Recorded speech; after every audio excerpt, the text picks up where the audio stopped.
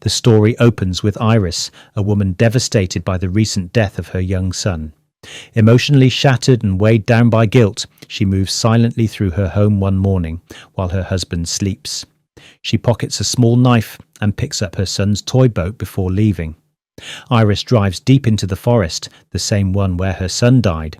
She climbs a rugged trail to a secluded cliffside memorial, where she places the toy boat and carves her son's initial beside hers and her husband's. Then she walks toward the edge, ready to end her life.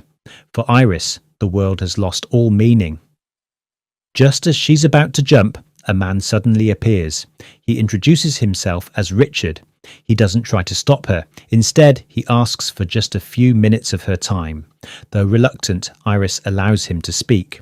Richard shares a story from his past. He once had a passion for cars. During his graduation days, he owned one he loved dearly.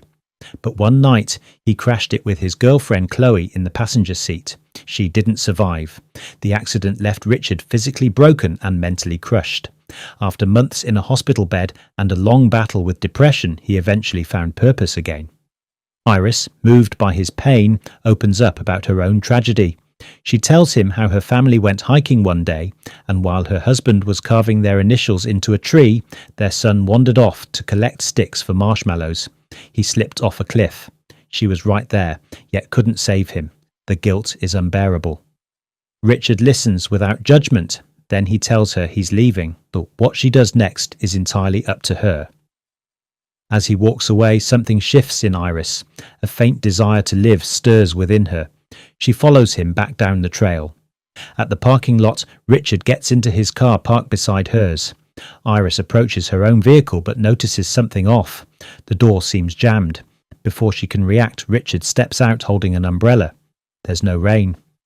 Confused, Iris asks him about it. He cryptically replies, "It could start at any moment, but this umbrella isn't what it seems." Before she can respond, he activates the umbrella, revealing it to be a disguised stun weapon.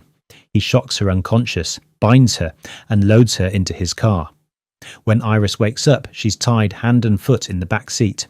Richard is driving toward a remote area. She attempts to use her smartwatch to call for help, but there's no signal. Her phone is gone. Then she remembers the knife hidden in her pocket. Quietly, she begins to saw through the restraints. To buy time, she engages Richard in more conversation, asking about Chloe. But he sees through her. He knows she's stalling, manipulating. Still, she frees one hand. In a sudden move, she attacks with the knife. The car veers off the road and crashes into a tree. Both injured, the struggle spills out of the vehicle. Iris tries to choke Richard with a seatbelt, but he lowers the seat in time. They fight on the ground. Iris manages to gain the upper hand and holds the knife to him. Then Richard smiles and drops a chilling truth. He reveals that he injected her with a special drug. In 20 minutes, her body will become completely paralyzed. She won't be able to move, scream, or fight back, but she'll remain fully conscious. Panic surging through her, Iris runs blindly into the forest. Behind her, Richard's mocking voice echoes through the trees. He tells her it's pointless. When the drug kicks in, he says he'll find her easily. But Iris isn't giving up. She quickly sets a 20-minute countdown on her smartwatch and sprints deeper into the woods, determined to survive. Her determination, however, soon meets the limits of her body. Her fingers begin to stiffen. One leg falters. The drug is already working. Still, she pushes on. Richard begins combing through the forest, scanning for signs of her. But Iris, clever and resourceful, is hiding low beneath the thick roots of an old tree. She remains silent, barely breathing. But then, ants crawl onto her face. Instinctively, she flinches. The movement gives her away. Richard spots her and charges forward, but Iris bolts again, summoning what little strength remains. She dives headfirst into a river. He calls after her, warning that the current is too strong and will kill her. And he's almost right. The water pulls her downstream, thrashing her body like a rag doll.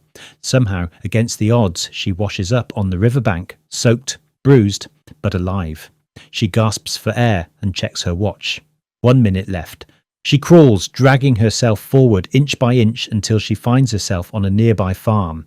Just as she reaches it, her body finally gives out. She collapses, completely paralyzed, unable to move or speak. An elderly man tending to the grass with a mower notices her lying motionless. Alarmed, he hurries over and kneels beside her. He speaks gently, asking what happened.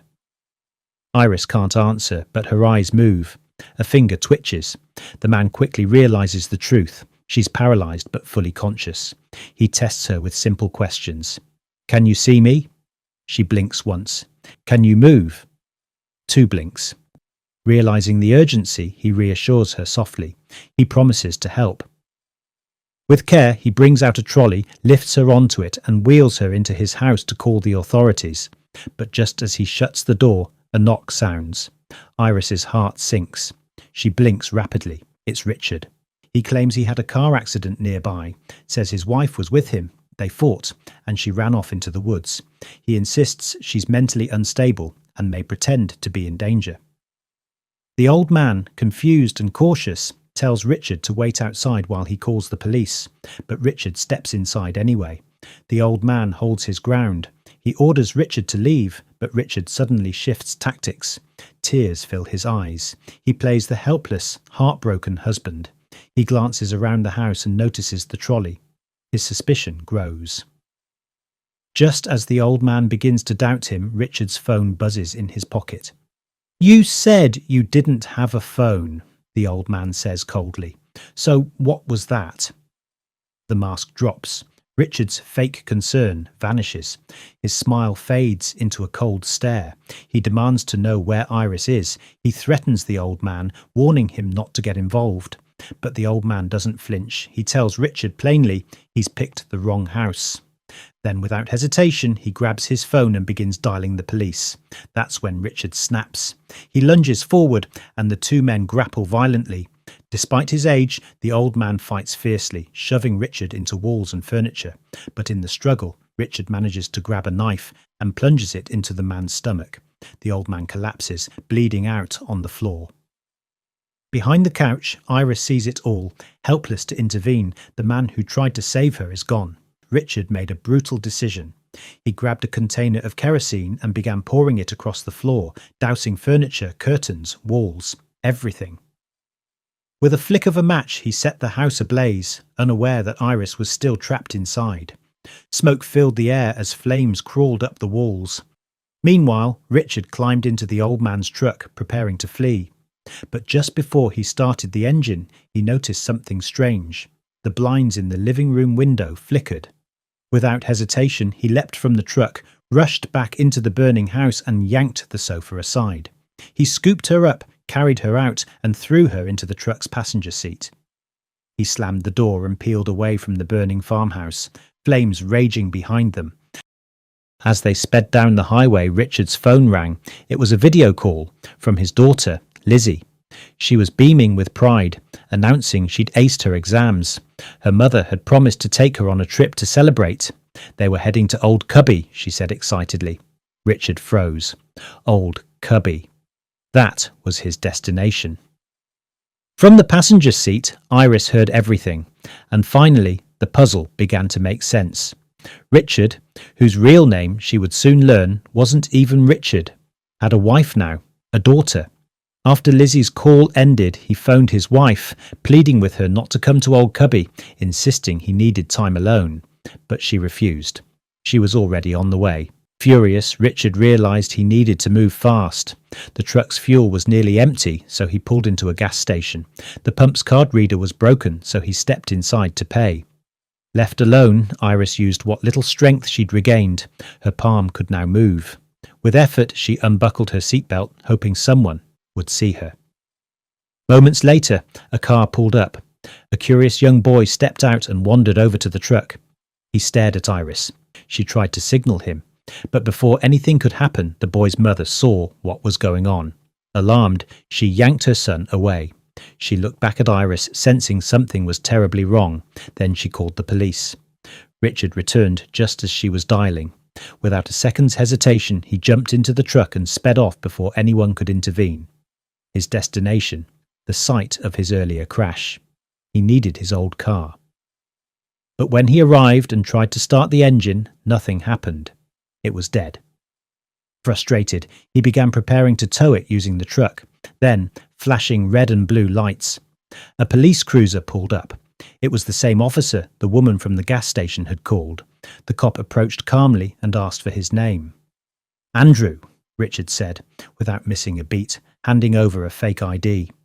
Then the officer asked, "Who's the woman in your truck?" "My wife," he said smoothly.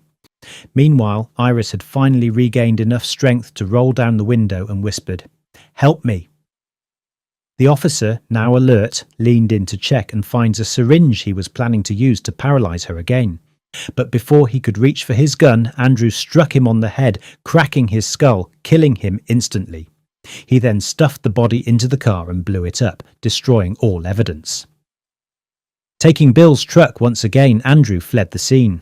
But Iris, now fully conscious, had secretly stolen the syringe.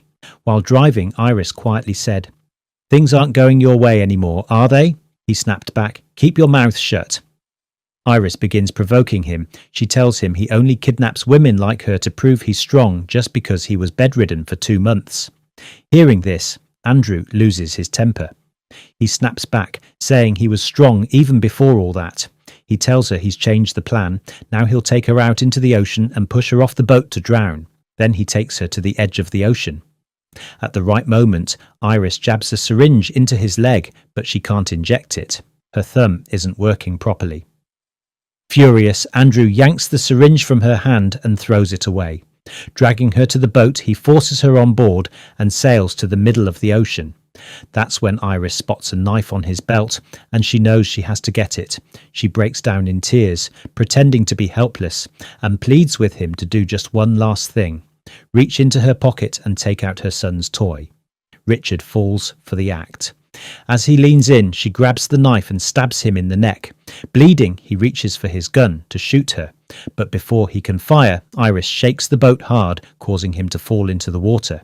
As he tries to climb back up, Iris grabs the gun and fires. One of the bullets hits him, and he falls back into the water. He struggles, swimming in pain, while Iris thinks it's finally over. But then she realizes she shot the boat too. Water starts rushing in. Her body is still numb from the drug, so she can't move. She sinks under the water. Just as she's about to drown, the drug starts wearing off. She regains control of her body and swims up for air. She looks around and sees Richard, badly wounded, lying on a distant shore. She walks up to him. He's barely alive. She thanks him and walks away, leaving him to die. And with that, the movie comes to an end.